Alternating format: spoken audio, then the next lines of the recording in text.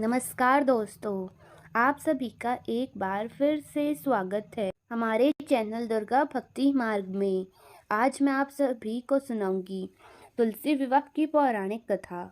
यह पवित्र कथा भगवान विष्णु और तुलसी माता के बीच विवाह की कथा है, जो पूरे भारत में बहुत ही श्रद्धा और भक्ति के साथ मनाया जाता है।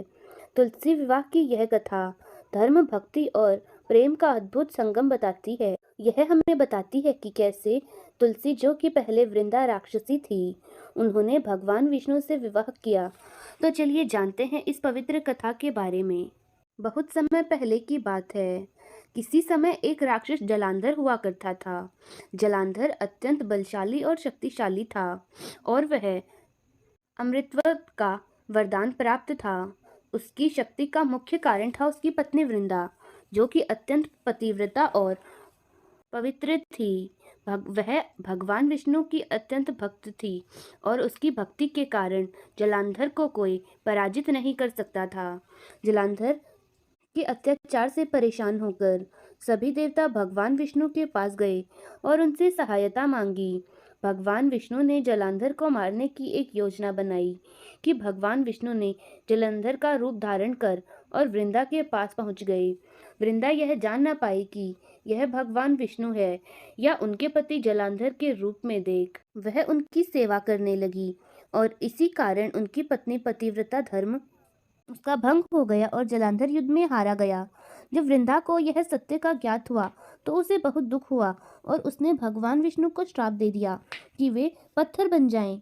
भगवान विष्णु ने वृंदा के इस श्राप को स्वीकार किया था, लेकिन उनकी असीम भक्ति देखकर उसे आशीर्वाद दिया कि तुलसी के रूप में वह पुनः जन्म लेंगी और हर पूजा में तुलसी का विशेष स्थान प्राप्त होगा।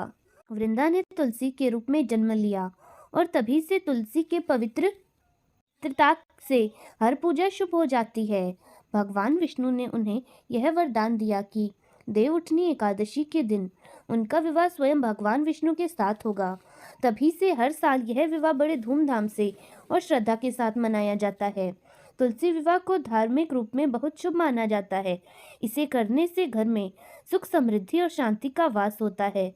इस दिन भगवान विष्णु का शालिग्राम रूप में और तुलसी माता का उनके साथ विवाह हिंदू रीति रिवाजों के अनुसार संपन्न कराया जाता है। तुलसी विवाह को कराने का विधान भी अत्यंत सरल है। यह सबसे पहले तुलसी के पौधे को अच्छे से सजाया जाता है, जैसे कि किसी दुल्हन को सजाते हैं, और फिर भगवान विष्णु को शालिग्राम रूप में उनके साथ विवाह के बंधन में बांध दिया जाता है।